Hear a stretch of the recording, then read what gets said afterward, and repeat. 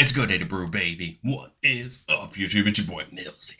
Back with Hometown Commander. Back for another episode of Millsy Brews, the show where I brew my version 1.0 deck list of the Commander to fed us on my quest to brew the magic world. You know the motto, baby. It's ABB, always be brewing. And that's what we're back to do today. The deck list is going to be down in the description for you below, as well as I'd really appreciate it if you could interact with the video. Like, comment, subscribe. Consider checking out the links in the description. We got the Discord live. Mikey and I are in there chatting and having fun.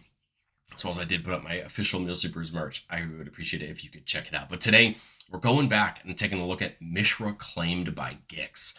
When I really started brewing for the channel, it was right around the time that 40k and Brothers of War came out. So Mishra was one of the first commanders we took a look at in the channel. And looking back at my brew, I just feel like I'm an absolute bellend. There's just so many expensive cards in there. The budget was terrible for that deck, and I think there's been so many new cards for Mishra to come out and make the deck even better. So I wanted to re-update it, get it back into the normal, budget now for Millsy Brews, and just have some fun. Mishra's a 4-mana 3/5.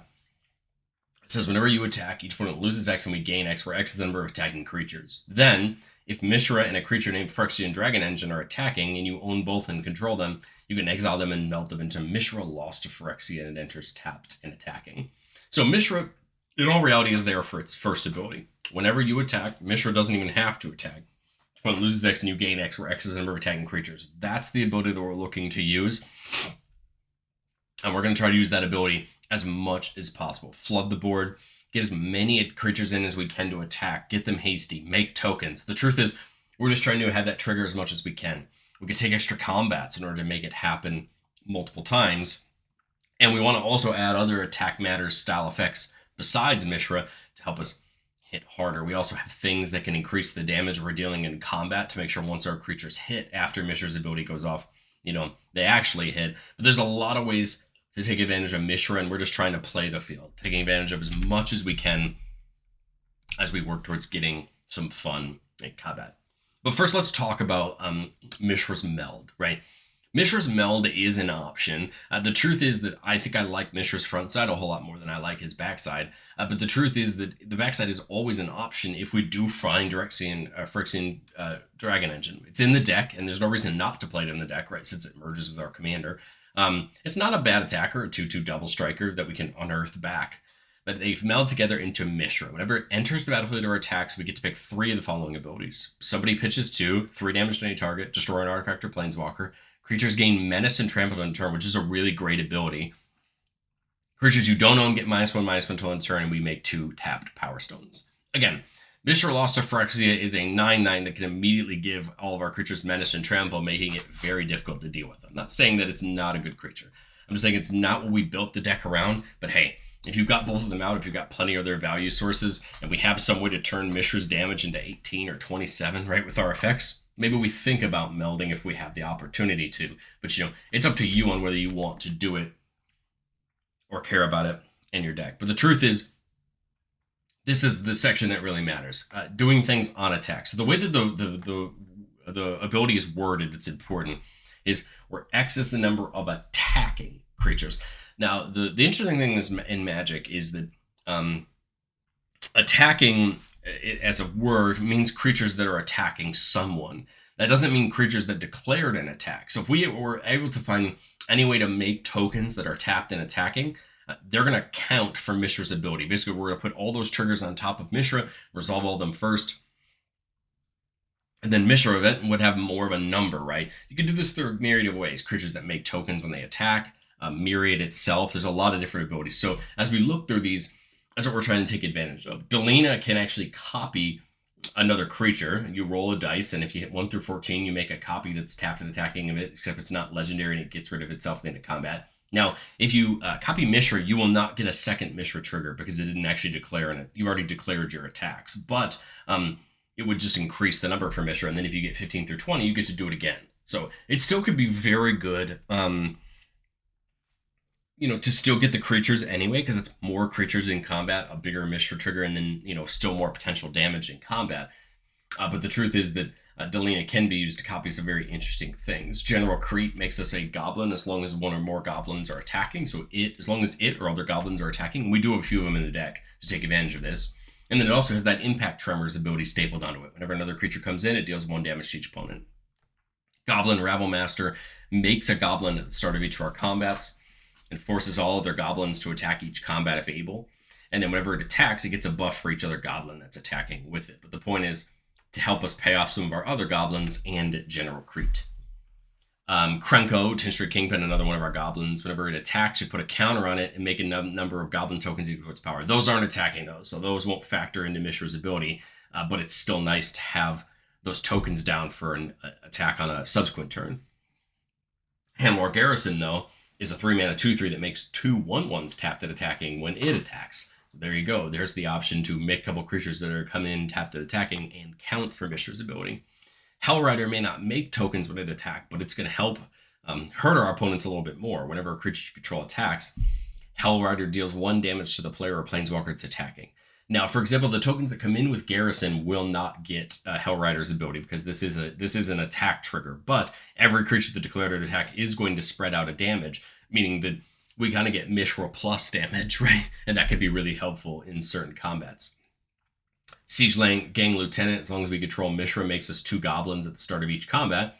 Note that as each combat, so when we go to talking about taking multiple combats, right, we get them every combat, right? And then that's right, more creatures for Mishra.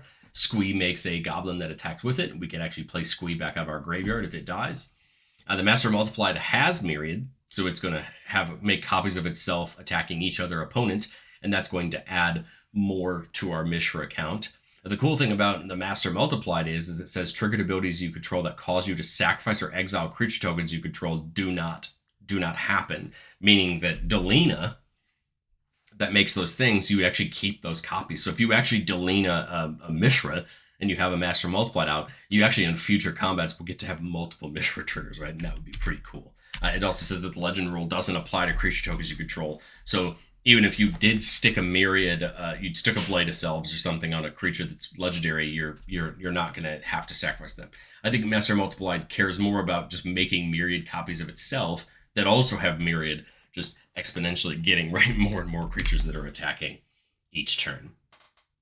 I think another way to take advantage of Mishra's ability is to give haste. We do have ways to make tokens outside of combat, and so why not give those creatures haste or give other creatures haste when they come down?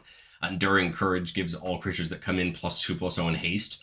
I really like Enduring Courage because those tokens that come in off of any of those attack abilities are going to get that buff as well, even though they're already attacking. Rising of the Day just gives all of our creatures haste, and then, a little buff to legendary creatures. And then Zerial's a really fun one. So the +1 gives all of our creatures haste until end of turn. The 0 makes a Devil that is another token that can attack. But if we could plus her a couple times, then we get up to the -6, which is the beginning of the first combat phase on your turn. You untap a target creature you control, and after this, there's another combat. So you have the option to take an extra combat, right, with that emblem. And that's a great one, considering she's giving haste to things that we already want to have haste. But like I said, there are a way to make tokens that aren't in combat. Chandra, Acolyte of Flame, makes 2 elementals that have haste on her 0, basically making sure that you have 2 extra damage for Mishra each turn. Seer Slicer Goblin, if we attack during our turn, we get a Goblin token that can then attack next turn, right? Tilinali's Summoner, I put it here because it is an attack trigger, but it's an interesting one. So when it attacks, you could pay X and a red. If you do, you make X 1/1 elementals that are tapped and attacking. At the beginning of those end step, you exile those tokens unless you have the City's Blessing. What I like about this ability is it's going to scale over the course of the game. So in the early game, you might make 1 or 2 that are going to go away, but in the mid to late game, you could just start dumping mana into Tilinali's Summoner to make a bunch of elementals that then immediately are going to add to Mishra's ability to deal real big damage to your opponents. With things like Burn Down the House, it could be damage to each creature and each planeswalker, or just make a couple devils that have haste, right? So there's some options there. Indulge is probably one of my favorites because with how well our board's going to go wide, I think Indulge is just going to lead to really good success. Whenever a creature we control attacks this turn, we make a 1/1 citizen that's tapped at attacking. Again, adding to Mishra's ability that turn. And then we can access it back out of our graveyard to create a treasure for each creature we control that dealt damage to a player this turn. Again, funding a future turn or funding other things. And then we have things like Krenko's Command in Hordeling Outburst, just makes him goblins that can attack on a future turn. Song of Totentans makes you a bunch of rats, but it gives all creatures you control hasted till end of turn, not just the rats. So that's pretty useful, right? Because then you can make sure things can get in this turn. Temp with Vengeance is a very dangerous card for our opponents. It gives us X 1/1 elementals with haste, and it allows our opponents to do it if they want to. And if they do, we get that many. This could be very dangerous with Mishra's ability because anybody who takes that deal is just multiplying, right, the amount of damage we're going to end up doing off of Mishra when we go ahead and attack. And then Court of Embereth, I think, just makes a ton of sense. At the start of our turn, it gives us a knight. But if we're the monarch, it deals X damage to each opponent, where X is the number of creatures we control, which is going to be high, right? The whole point of our deck is making creatures and attacking. So I think Court of Embereth is going to always be a threat that our opponents have to deal with. And really making sure we're not the monarch, right? Because they have to take the monarch from us to not have Court of Embereth become a real problem for them. Because you think about it, if we have 5 or 6 or 7 creatures on board and we attack with all of them, you're talking about seven triggers from the Court of 7 damage from the court, and then you're talking 7 or 8 damage from Mishra. I mean, you're clearing 10 plus damage each turn, and that's before you even get into the combat damage. I think you could start to see why Court of Embereth is going to be a problem, and our opponents are going to have to try to take the monarch from us. But I think we take that, all that stuff we talked about now, and we add on the extra depth of extra combats, because at the end of the day, we can attack multiple times, get Mishra multiple times, and just make sure we're continuing to put pressure on our opponents. There's a lot of ways to look at this. We have something like Karlach, which is going to get us another combat no matter what, as long as we attack. Karlach doesn't even have to attack to do it. And the thing I like the most about Karlach is it gives all of our creatures first strike, making sure they stay a little bit safe in combat.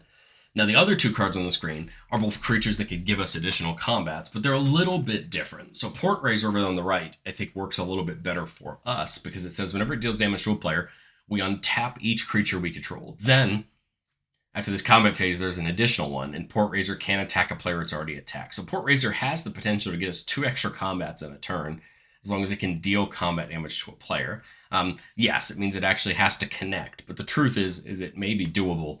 Even 1 extra combat, right, with the things we have out in Mishra could be very useful. Now, Bloodthirster is a flying trampler in the air that whenever it deals damage to a player, you untap it, and then you get an additional combat. Same thing, it can attack a player that's already attacked this turn, but it only untaps itself. But remember that abilities like Mishra's and some of our other abilities just care about us attacking and not necessarily it attacking. But of course, with things like Delina or some of our creatures that care about them themselves attacking, you wouldn't get those again. So I think you could kind of see the utility of both of them. Bloodthirster guarantees some better damage, whereas Portraiser has the better upside, depending on what your board looks like. But we're also playing more traditional extra combat spells. Relentless Assault, Overpowering Attack, just untapping every creature we control and getting in for another combat. We also have something like Hexplate Wallbreaker that gives that creature the ability that if it attacks, if it's the first combat phase of the turn, you untap each attacking creature and there's an additional combat phase. So you only get 1 with it, but 1 could be enough with enough of the creatures that we have. And Mishra, I think it's important to remember that even 1 extra combat could mean 7, 8, 9 damage from Mishra, and that's a lot over the course of a turn when you're already talking about getting a whole second combat out of it. But I think there's just a few pieces we can add to make it just a little bit more. Bloodlet or Backlazats, I think, feels so good with Mishra, doubling the amount of life that somebody would lose.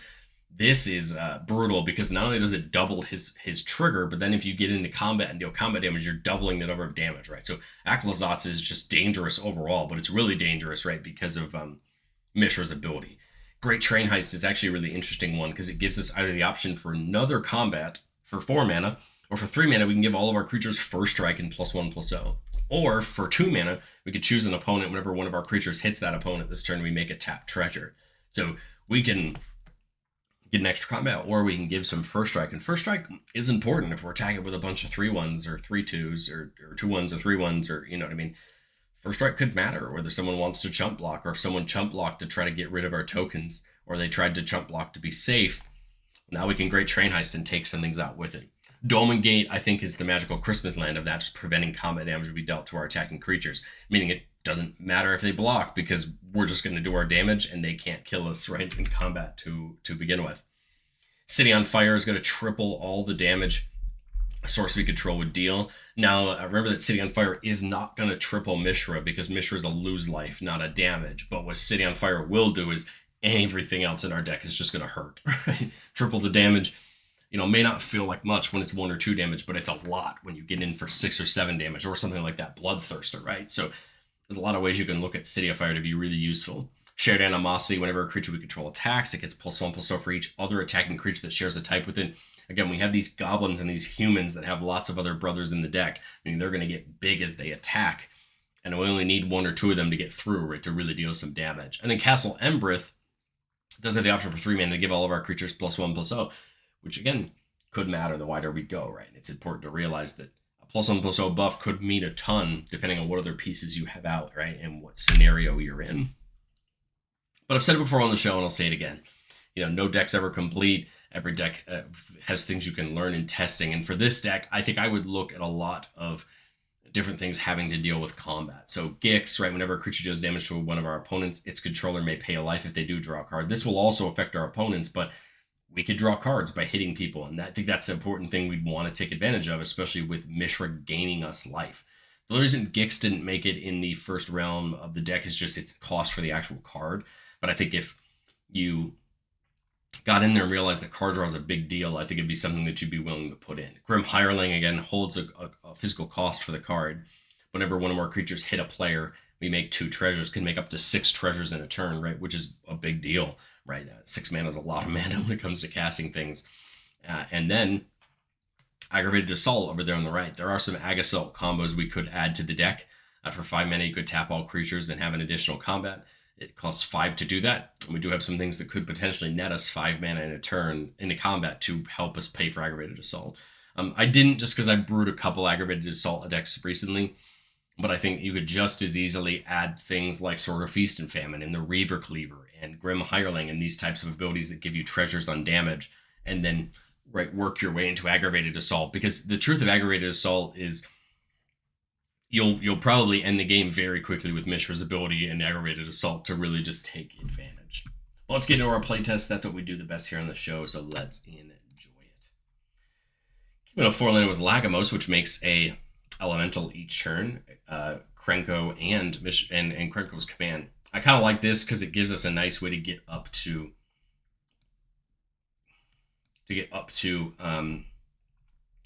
Mishra, right? Going Krenko's command, then either of these 2, and then getting up there, so we have a couple creatures. Here, I think at turn 2, it makes pretty much just sense to just go ahead and Krenko's command to make those 2 goblins. Right now, we're working our way up the track. The Hanwar Battlements is the other half of the Hanwar Garrison. It's a land, and then you can meld them together to make another creature that adds a couple more tokens. But here on turn 3, I think it's either Lagomos or Krenko. Lagomos would lead to more damage this turn, but I think Krenko probably leads to more damage overall. Because then when it attacks next turn, Mishra will see.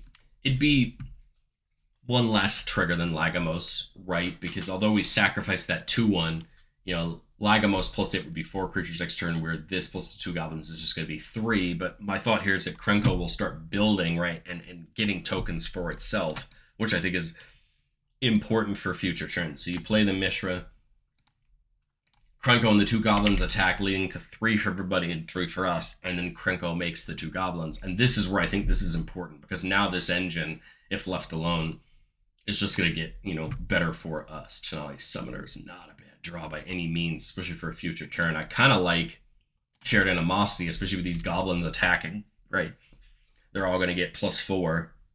+0, making Krenko an even bigger attacker for the purposes of even its ability as well. I think I would leave up some of this removal just in case. I love the idea of getting the Summoner down. But we're not bad right now. I would attack with these 5. We would have Mishra's trigger, we'd have the Animosity, and we'd have the Krenko. What I would do is do the Animosity first, so these all get +4, +0. Then Krenko is going to get a token, and instead of making 3 goblins, it's going to make 7. Because remember, it's its power, not its, So now we're gonna deal 5 this turn, but now look at how much better this gets in next turn, right? When we start to do this again, we leave up the removal just in case we need to get rid of a pesky thing. And if no one has any way to get rid of either this Shared Animosity or this Krenko, or any way to wipe the board or get rid of Mishra, I mean, our opponent's in real trouble. 4, 5, 6, 7, 8, 9, 10, 11, 12 goblins, so all they were getting +11, +11, or +11, +0 with the Shared Animosity, right? And I think I would just play something like the Summoner to prep it for next turn. But the truth is, we just attack I guess we could give the summoner haste if we wanted to, but we don't necessarily have to. Point is, we attack, we do the same thing. Shared Animosity giving the buffs, Krenko making a ton more goblins, and now it's, what, 1, 2, 3, 4, 5, 6, 7, 8, 9, 10, 11, 12, 13 damage to everybody. We're gaining 13, and that's a tough combat, right, for our opponents to deal with. They have no way to wipe this board. Getting into, I think that's pretty good there for playtest number 1. Let's get into playtest number 2, keeping a 3-lander with Squee, that Dragon Engine. There's Bloodletter, and there's the Bloodthirster. So we have a nice way to potentially get a nice kill between the Bloodthirster and the Akhlazats, depending on what we see here. Turn 1, get the Mountain in so that this Dragon Skull Summit can come in untapped. Turn 2, I think we'll just get the Seer Slicer Goblin down. Not going to be able to do anything this turn, but that's okay. The point is we're working up towards our things. Here on turn 3, we have the choice. I think it's Squee, because we want to attack this turn. We would get a Goblin when we attack, and then we would get a Goblin at the end step with a Seer Slicer Goblin. Again, maybe the Goblin attacks this turn. It would depend, but either way, you know, we're at least getting a Goblin then turn. Ideally, want to see a land here, and we don't, but that's okay. I mean, it's not great, but it's okay. We could play the Dragon Engine for another attacker. I think I kind of like the Shared Animosity, though, just to make Squeeing these Goblins hit a little bit harder. So, when Squee attacks and makes the Goblin, this Goblin doesn't get this Shared Animosity, but if we have Squee go off first, this will still count for the purposes of these other 3. So they'll still get +3, right? And still be able to attack here, and then after we'll get the Goblin. So now we're trending, right? We're getting some good stuff. We're just waiting for that 4th land. Unfortunately, that bridge comes in tapped, which is okay. I think we just leave up the Chaos Warp, do the same thing. Make one on a tap, make one end step. I mean, if 1 or 2 die, that's okay. The point is we're printing this value, right, with that Shared Animosity. Now we can get Mishra down, and you just attack with everything. You still get the Goblins, you still get the buff, but the truth is, even a couple of these died, you're still talking about 5 or 6 life this turn, and we're hitting our opponents. And then I think we would immediately follow up next turn with the Bloodletter. Now it's doubled. Now all the damage we're hitting people is doubled with. The truth is, I think we've just found this nice package. Once we get the extra 2 mana, we work towards the Bloodthirster. I mean, right, first attack potentially dealing 12, second attack dealing 12 right there. That's a brutal. Delina could actually make copies of Bloodletter and make it even worse. Because, right, Delina's is an attack trigger, just to show this, just in case we don't get to see it. So let's say we come back to our next turn, all these creatures are still alive, and we were to get Dina down. If we had any way to give it haste, it would be fun, but it doesn't. But I'll just show this interaction. So if Delina were to attack and make a copy of Bloodletter, you'd make all your copies and then have Mishra trigger so that Mishra goes off last, and it could get doubled or quadrupled or 8 times, right, because of Bloodletter, and could potentially knock a table out, you know, if they're not careful, which is a fun interaction, you know, the deck could have for us. But let's get into playtest number 3. 3-lander with Soul Ring, Alesha, which can get some things back from the graveyard removal. There's the Wall Breaker for the extra combats. I don't mind this hand. I think we got some good pieces. I think we either tap land now or we tap land next turn, right? Because I think either way we're going to end up having to put one of these tap lands in. I think we just do it now. It feels awkward because we don't get that Soul Ring down. But the truth is, it's probably better for us overall. Because as much as I want to get that Alesha down and get that process started, we need to get it in tap so that we can do this turn, right? Again, can't get the Alesha in, but that's okay. We still leave removal up and go for the throat. Now here on turn 3, we can get Mishra in. I mean, we don't have to get Mishra in this turn. We could, honestly, we could get Alesha in this turn and get Mishra in next turn, since Mishra doesn't have to attack. I think that makes more sense to me, because then you could start growing Alesha, and remember, Mishra doesn't have to attack. We could still leave up the go for the throat here. I guess we'd have to use it this turn. We would run out of mana. But that's okay. Now 6 mana. Get Mishra down, attack with Alesha, get the counter. And, you know, get some 1 blink of life loss here. Well, there's Bloodthirster. I think I would get it down, attack with these 2, get a counter on Alesha, get 2 damage off. I think I'm working towards this Wall Breaker or the Indulge, right, to just get some more stuff on the board. Turn 6 here with 8 mana. I think my thought is Indulge plus Squee. Play Squee first, play Indulge, so all of our creatures are going to get a citizen tapped at attacking whatever they attack this turn. So our first combat, we would get 4 citizens and a goblin, right? All 4 of these make a citizen, Squee makes a goblin. 9 creatures attacking, so that's 9 life for our opponents. Bloodthirster's gonna untap itself, which is okay. It's not ideal, but it's okay, right? It would attack again, making another citizen, so that's 2 damage there. Again, a tap again and attacks, so that's 2 damage there. So we've got 9, 12, 11, 13 damage this turn, right? Just between all those. And I mean, that's pretty good, especially plus all these attacks. I mean, Bloodthirster did 18 damage itself, so technically we might have been able to knock somebody out this turn, if not more than one player, depending on how the damage lays out. But then if we untap, right, we're just in great shape to do this again. I guess we could have accessed it back out of the graveyard, but I think this is a good spot to stop, just I think it shows us next turn we do the same thing again. We don't get to make the citizens again, but they're all just going to attack. So that first attack's going to be brutal. Then Bloodthirster gets to do its thing to make its attacks, even though we won't get the citizens the next time. But the point is, it's still going to hurt our opponents. And if either of these die, maybe we can get a Lesha big enough to bring it back from the graveyard. But let me know, what do you think of Mishra down in the comment section below? It's a deck that I think is really interesting. I like the idea of it. It's got a fun attack trigger. In fact, it was one of my inspirations for my Caesar deck, if you want to go check out that over on the channel. It and Commissar Sabrina Rain have a very similar ability, and that was kind of one of the things I wanted to build into that deck. But I love the idea of using the Aclazotz here. In fact, it's probably one of the most expensive cards in the deck, but doubling that seems pretty good. But let me know what you think, and I will catch you guys next time.